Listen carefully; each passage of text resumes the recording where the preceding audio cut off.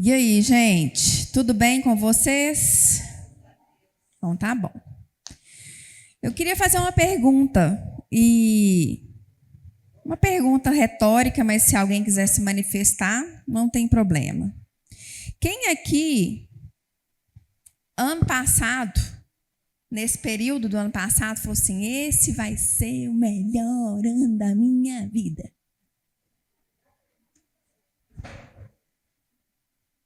Eu falei. Falei em 2025, falei em 2024, 2023. Esse é o melhor ano da minha vida. Só eu? Então, só eu que sou otimista? Peraí, deixa eu só pegar a minha cola aqui agora.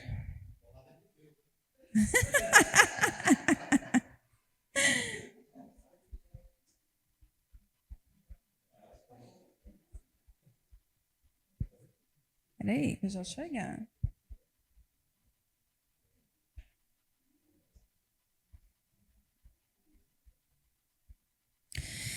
E aí eu comecei a refletir, a gente veio aqui para a igreja, né, e o João não estava passando muito bem, aí foi dormir. E eu e os meninos, a gente foi assistir ali a virada no SBT. Foi bênção. E esses dias eu leio a Bíblia assim, eu sempre leio um livro do Novo Testamento e um livro do Velho Testamento, porque quando minha cabeça vai ficando perdida, alguém se identifica? Aí eu vou pulando assim, né? Vou para o velho, volto para o novo, mas sempre seguindo a ordem. Então eu estou no novo, eu estou lá em Gálatas, e no velho eu estou em Samuel. Entrei em 2 Samuel esses dias. E aí, no dia primeiro, ali na virada, enquanto a gente assistia, uma colega mandou um esboço da leitura anual. Que aí começa, obviamente, em Gênesis, né, essas leituras. E aí, no esboço dela, eram dois ou três diários ali, a parte de Gênesis e um salmo. 2 ou 3 Gênesis e um salmo. Então, agora eu estou em Gálatas, estou em Samuel e estou em Gênesis. Que aí eu comecei a ler também o protocolo dela lá de leitura. E a chuva de bênçãos está descendo. E por que eu estou falando isso com vocês? Porque, coincidentemente, quando eu peguei Gênesis ali, eu estava lendo a história de Davi em 1 Samuel, eu linkei algo muito interessante, que é processo. Aí eu tenho certeza, Roberto, processo. Todo mundo vive processo. A gente acorda, a gente vive um processo. Eu duvido que alguém que não está vivendo um processo na sua vida. Mas antes de entrar especificamente na palavra, eu queria falar algo para você sobre esse novo ano. Sobre o ano de 2026. Que eu tenho declarado para mim que vai ser o melhor ano da minha vida. Mas eu já declarei isso em 2025. Eu já declarei isso em 2024. E em outras épocas, às vezes nem início de ano. Esse período vai ser bênção. Mas como muito bem a Rosana disse, a gente passa também por problemas, a gente passa por tribulações, mas como é que nós vamos passar pelas tribulações e pelos problemas? Essa é a diferença. E antes de entrar realmente na palavra, que é sobre processos, eu queria dizer algo que o Senhor falou comigo. Você vai viver o melhor ano da sua vida, a melhor época da sua vida, aí com a gestação, né, com os 2 bebês agora. Nós temos o nosso desafio, nosso sonho de construir a casa. Cada um aqui tem um sonho, um processo, algo que está tocando o coração.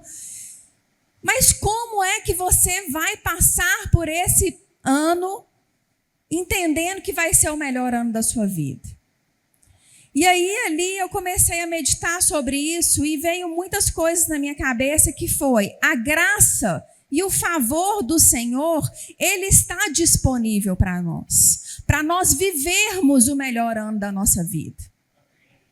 E a gente não consegue viver, eu não consegui viver o ano de 2025 como o melhor ano da minha vida, porque muitas vezes eu não desfrutei da graça e do favor que é disponível.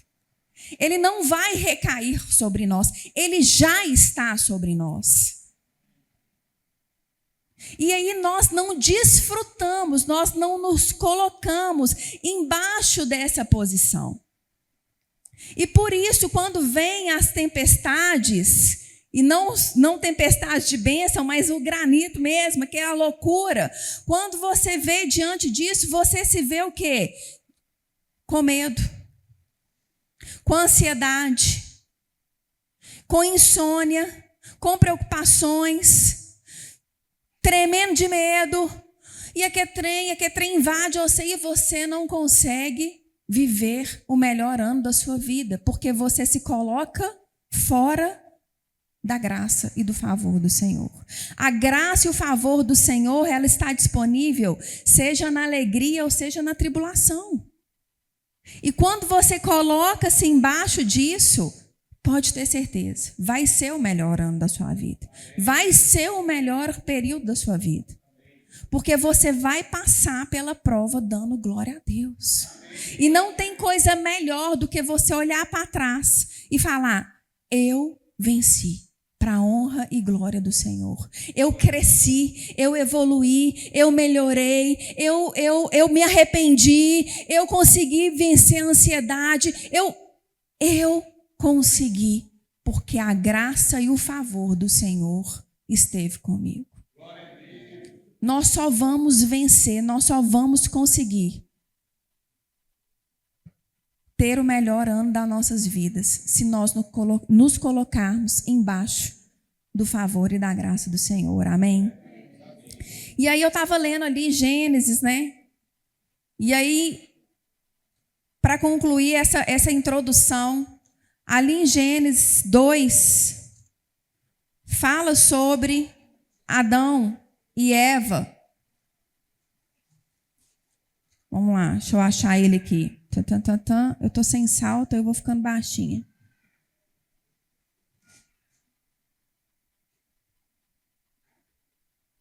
O Senhor diz, 2:18, o Senhor disse ainda: não é bom que o homem esteja só, farei para ele uma auxiliadora que seja semelhantemente a ele. Havendo Deus formado, homem, caíram no sono. 23. E o homem disse: afinal, essa é osso dos meus ossos, é carne da minha carne, se chamará varoa, porque do varão foi tirada. Por isso, 24. O homem deixa pai e mãe e se une a sua mulher, tornando-se uma só carne. Amém? Só para finalizar essa introdução. Não adianta também você entrar em 2026 falando sim para 2026. O nosso casamento, ele não começou no altar, quando a gente falou sim. O nosso casamento começa quando a gente abandona o pai e a mãe. O nosso casamento, ele não começou quando eu falei sim para o João. O meu casamento genuinamente começou quando nós abandonamos os nossos pais. Honrar pai e mãe é diferente de abandonar. Se você entrou em 2026 dizendo sim para 2026, mas não abandonou, não deu tchau para aquilo que está te prendendo a não viver embaixo da graça e do favor do Senhor, não queira viver o melhor ano da sua vida. Você precisa abandonar. Abandonar. Um novo ciclo começa quando você abandona o velho. Não adianta você viver o melhor ano da sua vida. Não vai acontecer, não vai virar se você não abandonar as velhas práticas. Não abandonar a mentira, a promiscuidade, a ansiedade, a falta de fé. Não adianta. Porque eis que as coisas velhas ficaram para trás. E eis que todas as coisas se fazem novas. O melhor ano da sua vida vai começar quando você abandonar o papai e a mamãe, as práticas que têm te prendido a viver embaixo da graça e do favor do Senhor. Amém? E aí, então, eu vou falar sobre processos. Afinal, é o ano da gente regar, né? Para depois a gente colher, não é isso? E aí, em cima disso tudo, eu queria que vocês abrissem sua Bíblia em 1 Samuel 16. Acho que eu vou sentar.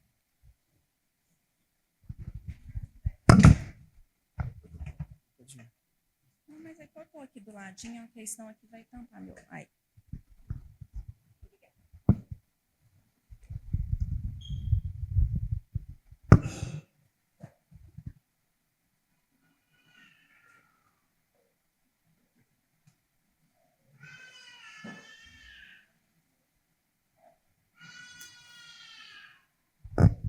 1 Samuel 16 fala o seguinte.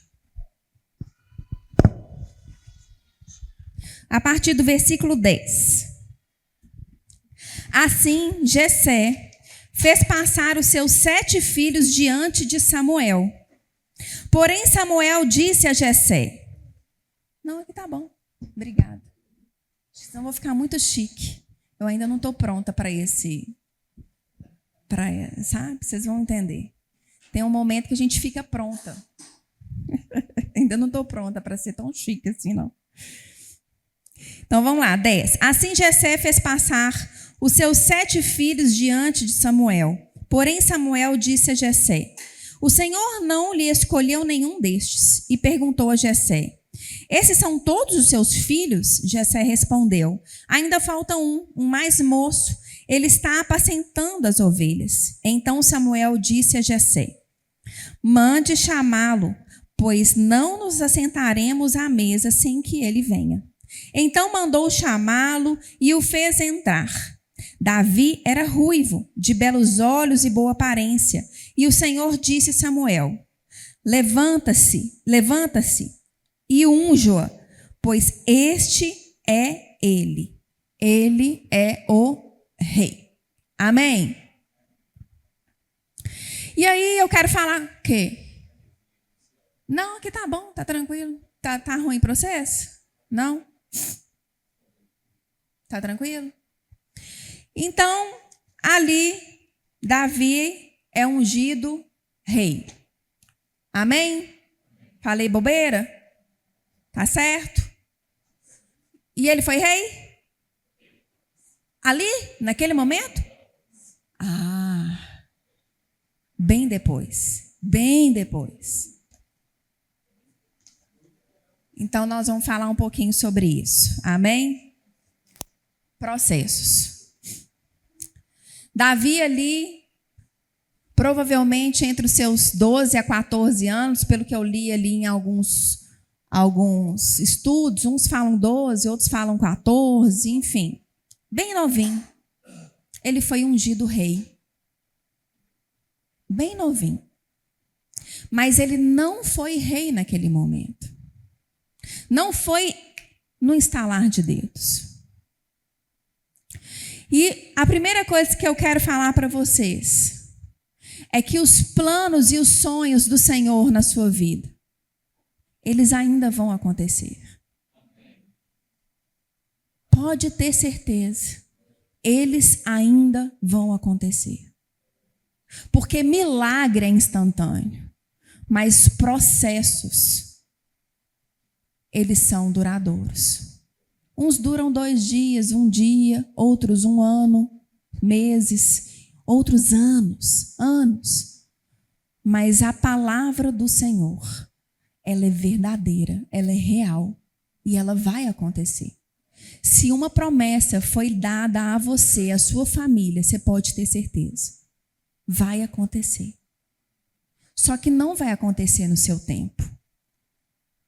O problema é que quando uma palavra chega a nós, do Senhor, nós achamos que já vai vir com todos os protocolos, não é verdade?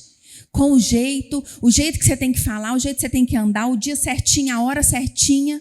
Não, não é. Não é. O Senhor trata cada um de nós de uma maneira diferente. E processos na mão do Senhor, eles são intencionais. E o Senhor é um Deus de processo, porque eu estou lendo Gênesis de novo, devagarzinho, ali no protocolo da amiga. Eu já estou no 7. Mas eu vi que o Senhor, Ele criou em 7 dias. Aliás, até em 6, né? No 7º, Ele descansou. E Ele criou de forma intencional. Ele não avançou etapas. Ele não pegou um atalho. Não adiantava Ele criar Adão se Ele não tinha ainda o firmamento. Os bichinhos para ele comer, matar, comer. A plantinha para ele se alimentar. O dia e a noite para ele poder entender que ele precisa de acordar e dormir, descansar. O Senhor, Ele é intencional na criação dele. Ele não atropela as coisas.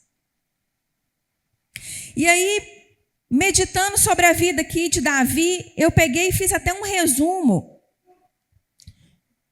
Bem resumão assim mesmo. Cadê ele, gente?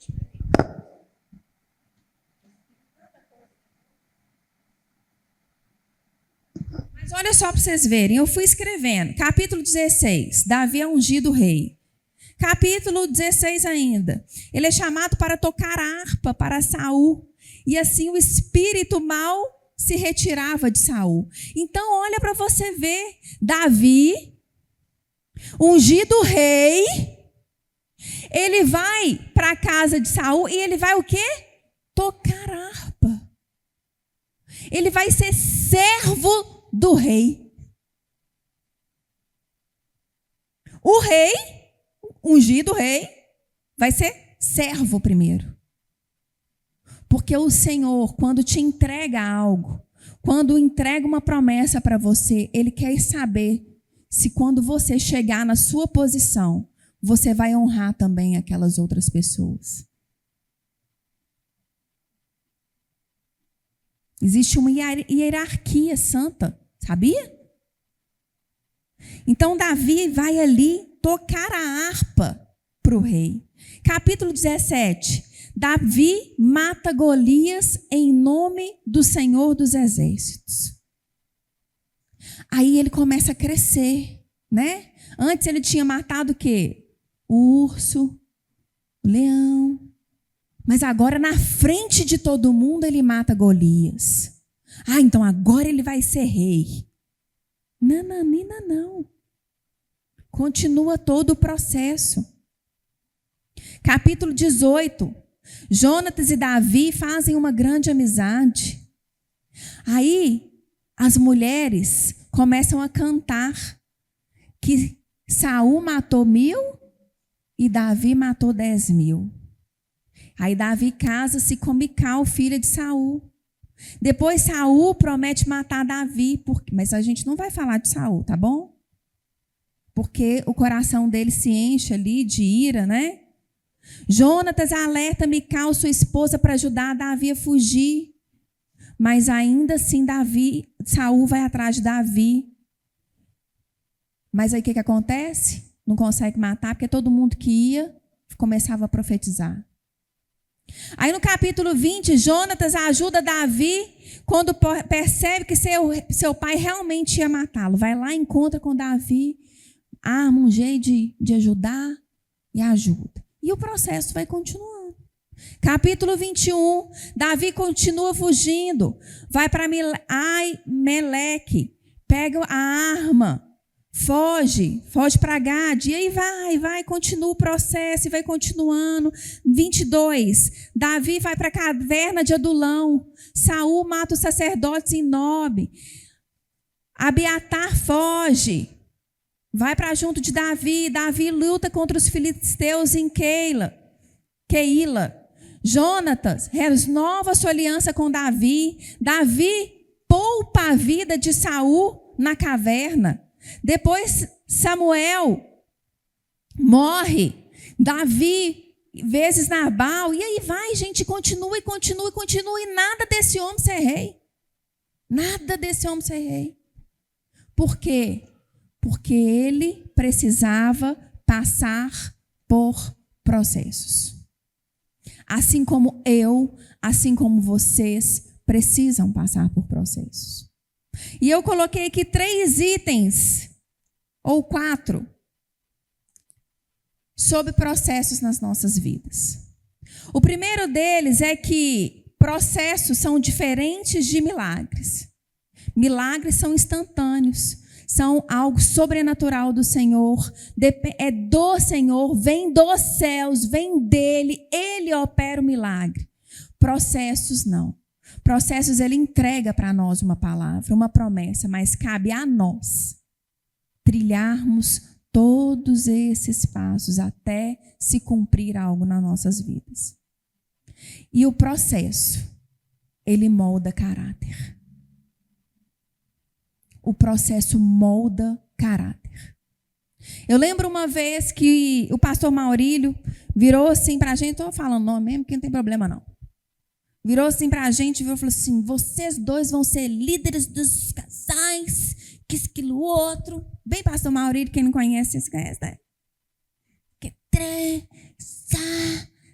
Aí, né? 25 aninhos. Claro. Comigo.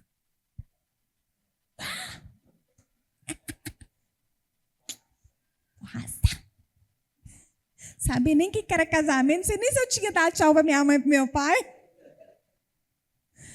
Aí chega no culto seguinte, porque fulano de tal e ciclano de tal chegaram na igreja agora, palmas, e eles serão os líderes do casais. Eu...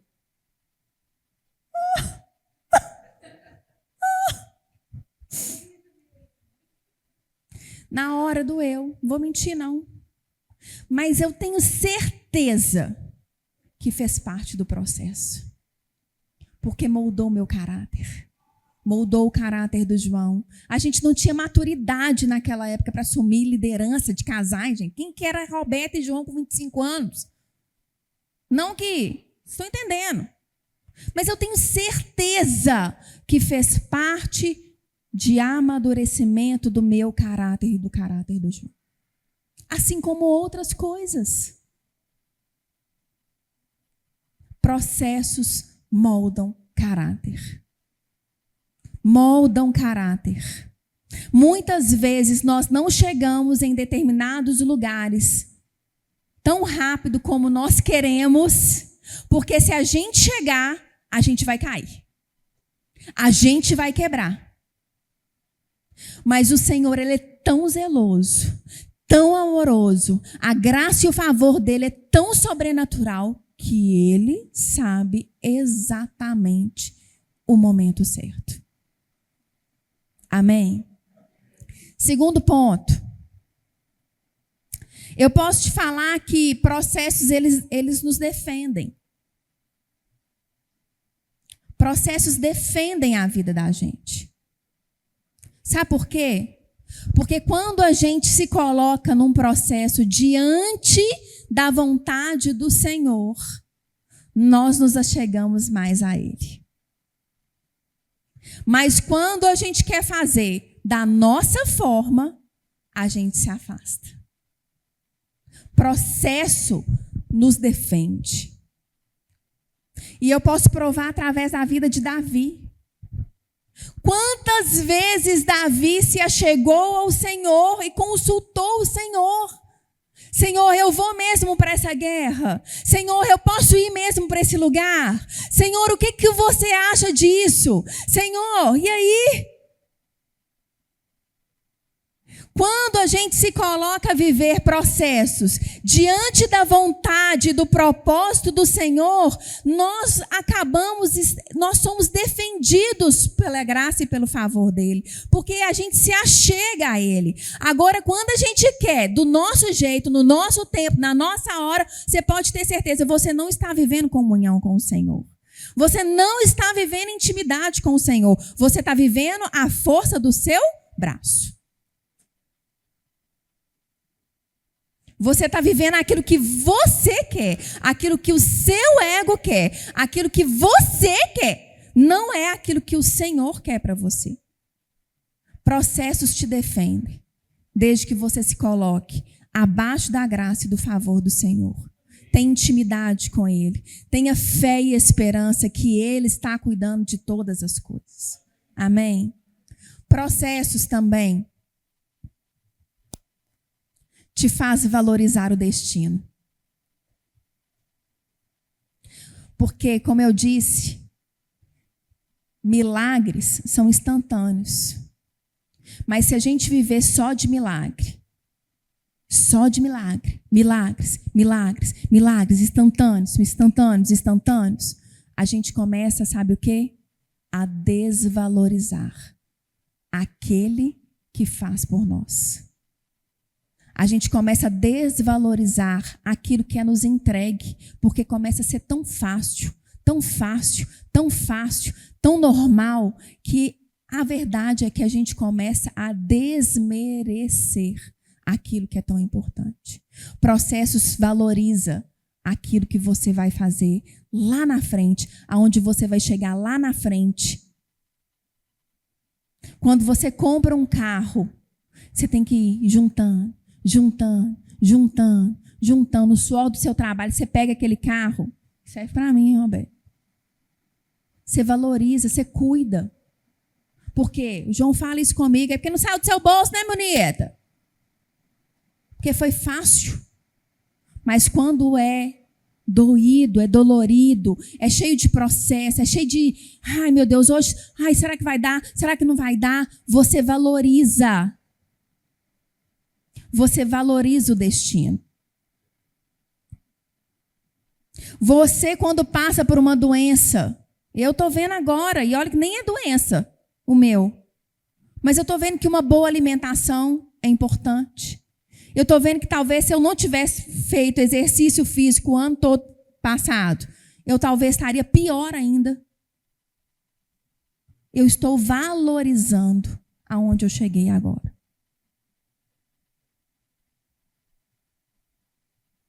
Quando você passa por processos verdadeiros, genuínos, na mão do Senhor, você valoriza o destino. Você valoriza o Criador. Você valoriza quem te abençoa. Você valoriza aqueles que estão ao seu redor, aqueles que te apoiaram, aqueles que te ajudaram. Processos molda caráter. Processos te alinha com o Senhor, te faz ser protegido pelo Senhor. Processos te faz valorizar coisas, destinos, itens e principalmente o Senhor. Amém? Amém. E aí, infelizmente, quando você não entra nesse lugar de viver processos diante da vontade do Senhor, e você esquece de viver ali embaixo da graça e do favor do Senhor que já é disponível, e você começa a viver seus processos do jeito que você quer, quando que você quer, do jeitinho que você quer, você faz algo que é muito triste. E eu te provo na Bíblia que quando você não entra nesse lugar de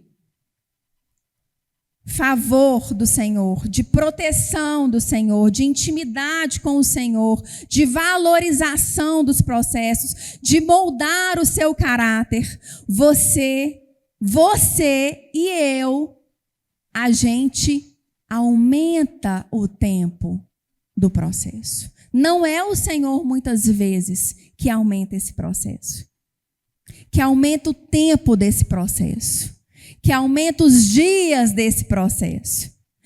Na maioria das vezes, quem aumenta o tempo do processo acabar, de você conquistar a sua vitória, de você chegar naquele lugar que você tanto almeja e que foi prometido pelo Senhor, somos nós mesmos.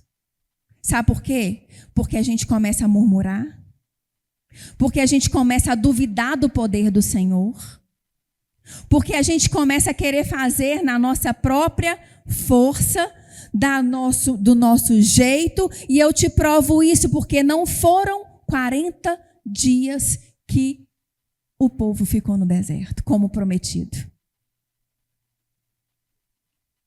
O Senhor prometeu que eles ficariam 40 dias. Mas eles ficaram 40 anos.